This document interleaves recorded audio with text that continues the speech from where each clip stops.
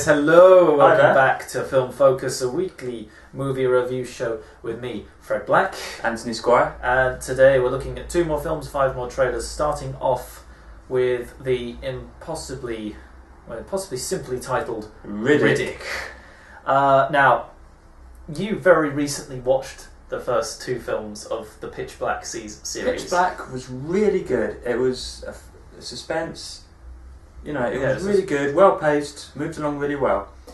Chronicles of Riddick, it was good, but nowhere near as good. Yeah, It's more of an action different film. So this is the 3rd film in the kind of Riddick trilogy with Riddick was pants. Riddick was basically the first 2 films merged together. Yeah, a few extra creatures thrown in here and there. The pace of the film was pants.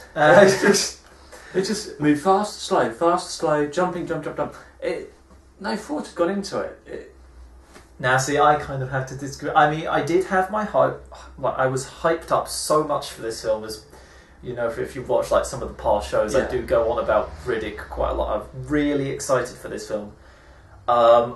Admittedly, that might have like kind of clouded my judgment a little bit when I went to see it, but I didn't think it was that bad. Yes, the ending was so rushed.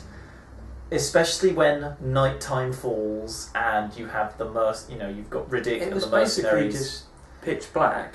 Well, like I said, it's just the first 2 films merged together. Except with about like 99% less necromongers, which is a good thing because the necromongers were pretty shit. Yeah.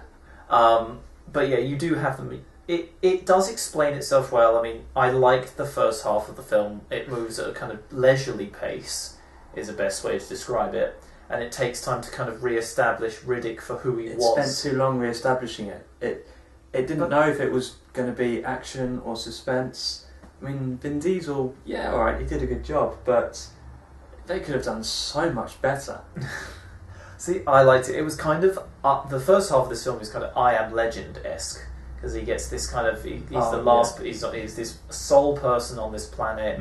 He gets this weird dog thing, and he has a kind of friendship with this dog. Yeah. And it kind of just takes Riddick back to his roots, where he is this kind of like he's stranded on this planet and he has to survive for himself, which is what Riddick does best. And I liked that. The monsters are nowhere near as interesting as they are in Pitch Black. The monsters were just, just cheap. No thought went into it. I mean, I even found myself falling asleep at various points, and I'm not saying that to be funny. See, I actually genuinely did. I don't believe that at all. I really don't. I couldn't. I mean, maybe it's because I was just like really hyped up for it, but I wasn't. I was really intrigued to see where it went. Yes, you had all the mercenaries and everything that came in and introduced all these different characters. I was just really annoyed that they spent so long setting up the build-up to nighttime, where Riddick will be like brought into his own. And then the last bit where the monsters, really kind of emerge, and they have the struggle to survive against these monsters, is so short. I mean, it's only about half an hour or so in a 2-hour film. And that's probably my biggest gripe about it. Yes, Vin Diesel's brilliant in it. You've got all these different characters that are very well acted, and it sets itself up so well. And then it's just like, right, bang, it's over, done. You don't want anything else apart from that. It's just so bad. No thought went into it. It could have been so much better. Yeah, well, if it had gone to be either action or suspense. You didn't want it to be a mix of both. It really was a 50-50 split. I guess I thought it was more kind of 70-30 because the end was so rushed. That's why I thought the action bit was just kind of like, right, we'll flick in some action right at the end of the film. No, there was action all throughout it. I mean, various pinpoints here and there, and then it would go from one little action scene back to being suspense thriller, and then just jump back. Yeah, I suppose so. It's a bit like I saw this straight after, or like the day after. Oh no, I saw this before we recorded the show last week, so it's been like ages since I've seen it. But yeah, I was kind of as I've kind of come down through this week, it's been less fondly remembered by me, but I still give it a 7 out of 10. The hype is going. Yeah, I didn't. I initially gave it a 7 out of 10, and I'm going to stick with it. I thought it was very good, apart from a rushed ending. And if you were disappointed by the Chronicles of Riddick, I thought this did well to make up for it, because it takes it back to what Pitch Black Pitch Black was trying to set up. It can't be Pitch Black, no. And I think David Toy or however you pronounce his name, is trying to recreate Pitch Black. He's trying to recreate that level of brilliance. He didn't do that good a job of it. No, he didn't. I gave it 4. You gave it 4. Not the worst film then. Not the worst film of the year list. No. Which is good, because if you had put it there, I would have had to kill you. I don't think so. Yeah, I would have fucked you off. But no, like, I gave it a 7 out of 10. It was just short.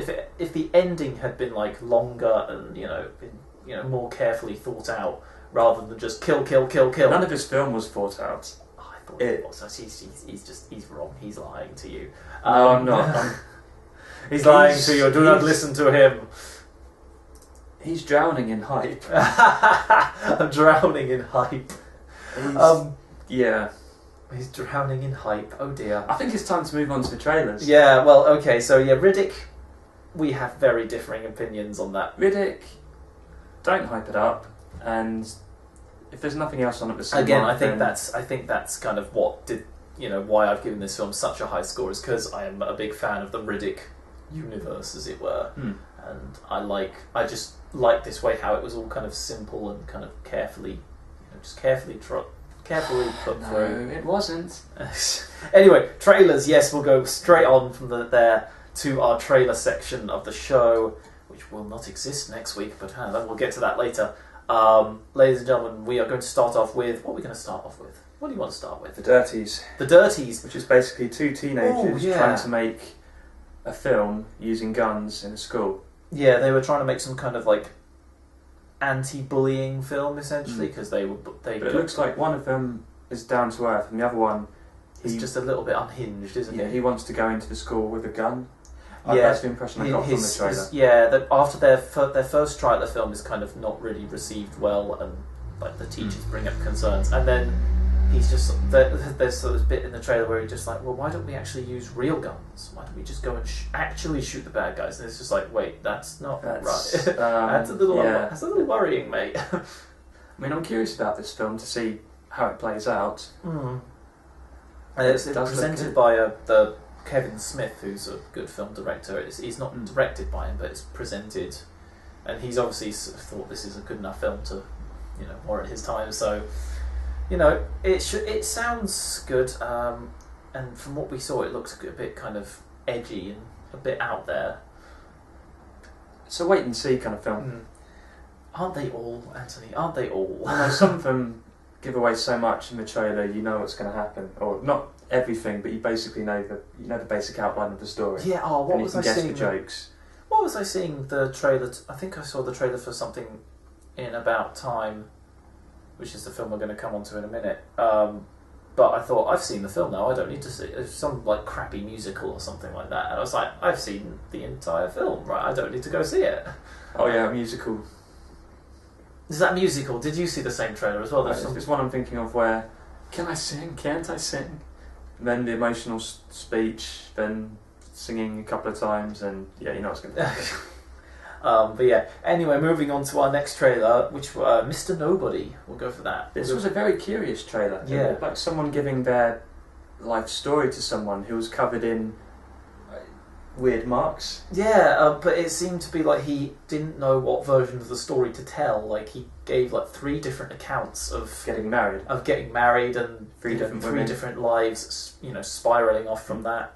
It's got Jared Leto in it, or Jared Leto, however you pronounce his name. Who's done really kind of weird and offbeat films over the years, and this has got potential. Yeah, it's very, very strange. I wasn't quite sure what to make of it. Like, as far as we can tell, that's what it's about. Like, it's just why he'd give in the trailer. He'd start talking about his wedding, and suddenly it would go from one account with another woman. He marries like 3 different women, but like in different like it looks like parallel universes kind of thing. I don't know if it's going to go that sci-fi and trippy with it, but if it does, that could be quite fun. Like, well, depends how it does it. It does depend how it does it. Yes, because I know the next film. Oh, I have issues with the. That's just a good bit that I have issues. Anyway, the next trailer, Homefront, which looked Jason Statham, enough said. Yeah, but guns, I thought it was going to be a bit more kind of laid back, a bit more kind of like. It looked like it was setting itself up for some sort of horror film, like some sort of thriller. But it looked. No, as soon as Jason Statham came in and made the explosions, the guns, and as I've got some people to. Yeah, as the film went on, it did, look like your standard Statham action film. He's beating people up. He beats someone up with a petrol pump or something, doesn't he? Which is ridiculous. I always think of Jason Statham as it transported to the bomb underneath the car, drives up the ramp, the car spins round in the air. As it spins round in the air, it just happens to pass a crane, which just happens to take the bomb. No, it was all thought out. It was all carefully thought out. That's how it happens, all right? Crank when he gets pushed out the helicopter, but he still. Oh, of course he survives. Yeah, survives to number 2. His heart gets replaced with a car battery. This is what Jason Statham's life is like on a daily basis. These aren't fictional films. This is Jason Statham's life. Statham. I really hope they do a third one. Crank. Well, yes, but Homefront. It's Jason Statham against like James Franco as well, who plays a quite unlikely bad guy. He seems to be a bit crazy in this film. Like, it looks good, though. It does. It does look good. Anyway, I think we'll move on to probably one of the most interesting trailers this week, apart from the last one. Grudge Match. Grudge Match. Yeah.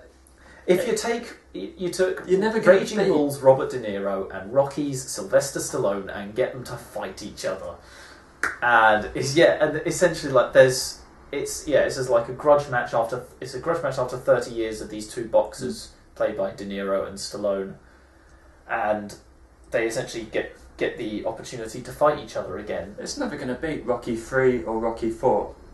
Well, no, and Raging Bull is obviously a classic film, but it's knowingly it's one of those films. It looks like it knows it's not going to be like the best boxing movie ever. It takes itself a little less seriously. I mean, you've got the scene in the trailer where like Stallone's about to punch a cow carcass, and Alan Arkin is just like, "Yeah, what are you doing? We're here to get some lunch, not beat the shit out of it."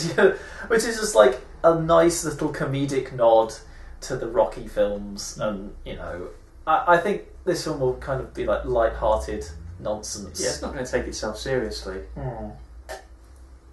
But it still won't beat Rocky 3 or Rocky 4. Oh my god, really? Rock on Rocky 4. Our people, they cheer for the Americans. But yeah, like, I'm looking forward to this film. I hope it comes out. I hope it gets like a big release in cinemas. I mean, with Stallone and De Niro, like that, it's not going to be a straight to DVD. Yeah, I was about to say, with Stallone and De Niro, you can't really ask for much. For a limited release, can you? No, it'll have a big release. I'm pretty sure it will. Yeah. And the final trailer. Oh god. The final trailer this week. Escape from Tomorrow. Yeah. What the shit is this film? Basically, it starts out. It's all in black and white. The family are in Disney World or Disneyland, whichever Disney place it is. Yeah. And the child suddenly gets taken over. He seems to get possessed. Yeah. Whilst going through like Space Mountain or some ride or something like that. And then the rides themselves seem to come alive. And it seems to be like some sort of weird kind of Westworld kind of scenario, like with like the machine, like the park kind of fights back. Is it Dad's head on the floor? It's still speaking. I must have kind of completely blanked out that part because it was so weird. It looks good though. Yeah, like Disney turned into a horrific theme park, like a horrific kill trap or something like that. It's just... I can't stand all this niceness anymore. Okay. I've just got this image of like Mickey Mouse just running around with a knife, like going, "Oh, I kill you all!" Ha. That's got this image in my head like Donald Duck, like Mickey. Well, this epic fight between Donald Duck and Mickey Mouse, just like, "You stole all my best scenes." Just that, but yeah, this trailer looks so. It's on Apple.com now, so go and like have a look at it, because please, if you can tell us what the hell is going on, That would be brilliant. Because we don't know. Do you know? No, exactly. And I think that, I think that in all that confusion, it takes us to the last film, doesn't it? You want to have a rant? Go for it. Oh, I so want to have a rant about this one. It's Richard Curtis's new romantic comedy about time.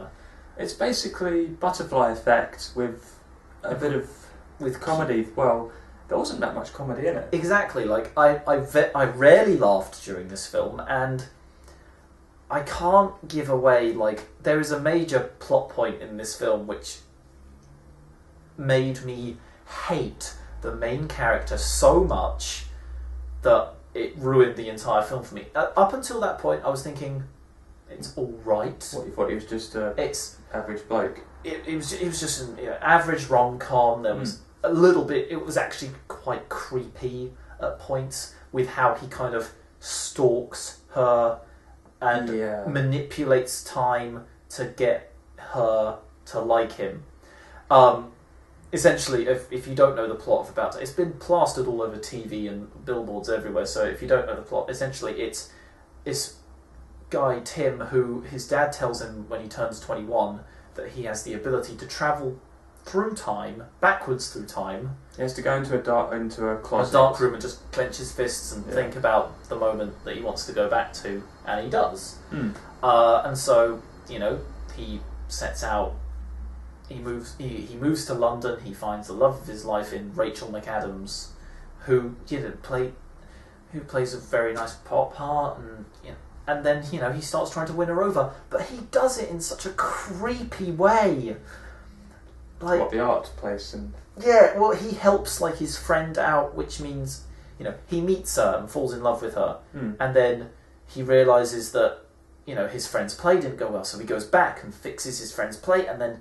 So therefore he doesn't meet the girl, but he knows all this stuff about this girl, so he uses that information to stalk her and figure out where she's going to be. Is this not sounding creepy to anyone else? And then I kind of forgave it for that because, it started going on around a generic kind of rom-com route. And I so want to talk about, there's just one moment where he changes the past for the better. And there's one thing in his life that doesn't add up. There's one thing in his life that changes. Yeah. Seemingly innocent change. Like, if it was me in that situation, I think, well, fuck, that's a win-win, really, everything's okay. But he goes back and changes it, and I was heard to exclaim quite loudly in the cinema, "You complete cock." Because I couldn't believe that you would have such a nice, kind of genteel main character would go and do something so selfish and sinister as that. And it ruined the film for me. Well, I could sort of... And because we talked about this before we started recording. I could sort of see why he did it, though. No! Yeah, I can see why... Oh, because... Like I said, it's basically Butterfly Effect trying to be... I'm sorry, I've rambled on for quite a while now. Butterfly Effect trying to be a drama. It failed in doing that. There is no doubt that Richard Curtis can kind of evoke emotions from you. Like, the last half of this film, like, with his dad and, the weddings and all that sort of stuff, I must admit, I was feeling some emotions. It was like kind of... You forgave them. He has this ability to draw out kind of, draw the tears from you and all that sort of stuff. But he's just made such an unlikable character just for some of the actions he does in the film. Like, I couldn't believe it. And I ended up giving this film a 3 out of 10. Like, it would have got lower had I not been kind of affected by the end of the film and it been like, it kind of redeemed itself slightly for being actual. What, you can give it 2 or 1? I would have given it a 2 or a 1, but if it redeemed itself slightly at the end, and it was just, And you gave it... I gave it 6. Oh! The film overall moves at a good pace. It does make you think in some parts. And think, why the fuck did he do that? But no, you could sort of see why he did it. This isn't Richard Curtis's best work, but it's I think it's worth seeing at least once. I mean, I've not seen a lot of Richard Curtis's films. I mean, I've seen like the Bridget Jones Diaries, both of those films, and the second Bridget Jones was Pants. It was Pants, yes, but given like watching this again or watching the first Bridget Jones, I think I'd watch the first Bridget Jones again, and it kind of pains me to say it. But yeah, like I really, really fucking hated this film. It's just, I really Putting want to... Fred to one side. Okay, just throw me out of the picture. Ah! It's got a good pace. Not as much comedy in there as it could have had, but like I said, you couldn't really have comedy in this. No, I didn't find there anything like drama. I got the feeling Richard Curtis wasn't sure what to do at one point, so he thought, I'll just put it in there anyway. Which bit was that? Is it going to spoil it if you say? Or it will spoil it. It will spoil it. Okay, well you could tell me after the show because I'm quite intrigued. Like if he didn't know, Richard Curtis not knowing what to do, or he was trying to make it not overly complicated, or I don't know, over. Richard, what were you trying to do? Richard, what were you thinking? Please don't do this again. No, please don't make anything like this film again. I was looking at like the message boards on IMDb, and everyone was saying like, "Oh, it's like Groundhog Day," and there was like the time traveler's wife, no, butterfly effect. No, it'd be an insult to Groundhog Day. I was about to say Groundhog Day is so much better. Groundhog Day and Butterfly Effect thought about their plots. Yeah, they put some thought into it. And either you go the route of like light-hearted comedy, like Groundhog Day does. Or you go for like dark and sinister and quite, gritty filmmaking, like the Butterfly Effect. You don't try and find some kind of weird, cutesy, but there is no middle ground. Then I kind of helped that Richard Curtis was trying to find this kind of middle ground, and then whilst he was doing that, he sort of lost the romantic element. It's very quickly forgotten, isn't it? Yeah, it goes from being sort of 4 weddings with time travel into more family drama. It does make a jump. So the romantic element is kind of dealt with. The film did move at a good pace. Yeah. And it's like, it's not really that funny at the start of it because you've seen all the best bits in the trailer. I've seen all the gags are pretty much in the trailer. Like I'd seen all the there's a couple there's more. There's the sun cream gag where he gets the sun cream bit wrong. There's meeting her parents for the first time, which has been in the trailers. Where he meets her parents, American parents, and he's like the oral sex joke and all that sort of stuff. I did find that a little creepy. Yes, a little. Maybe I was too generous with this film, but I gave it 3 out of 10, and you gave it 6 out of 10. I'm going to stick with my 6. Yeah. Anyway, I think on that note, that brings us to the end of the show. It does. Briefly, we're going to talk about next week's show because we're going to do something slightly different. We're going to do 3 films instead of 2 because we've been hearing lots of good stuff about what? Why are we doing 3 films? Because we've got Pain and Gain to watch. Oh yeah. There are 2 films out at the cinema. There's Rush and White House Down. Which, come on, we want to see White House Down. White House Down is going to be hit or miss. There's no middle ground. Yeah, you are. It's like those Marmite films we keep talking about. You will love it or you will hate it, and then there is no middle ground. It won't be as good as Sharknado, but it's the thing. Like we've already seen like a White House kind of action film because we saw Olympus Has Fallen. We watched that earlier in the year, and that was quite fun. Very stupid Die Hard-esque kind of thing. This is by Roland Emmerich, who's did like The Day After Tomorrow, 2012, and Independence Day. So, you can already tell how this film is shaping up just from those that backstory. Okay, putting those films to one side. But we're going to have 3 films next week. We're going to have Pain and Gain, Rush, and White House Down. We're not going to have the trailer section because otherwise we'll just be overrunning with too many things. Well, to be honest, with all the documentaries, I'm glad we're taking a break from trailers. Anyway, we're going to stop ranting now. Yeah, we're going to rant more off camera, so we can actually talk about the spoilers and all that sort of stuff. So Take care, until guys. next week, see you later. Bye.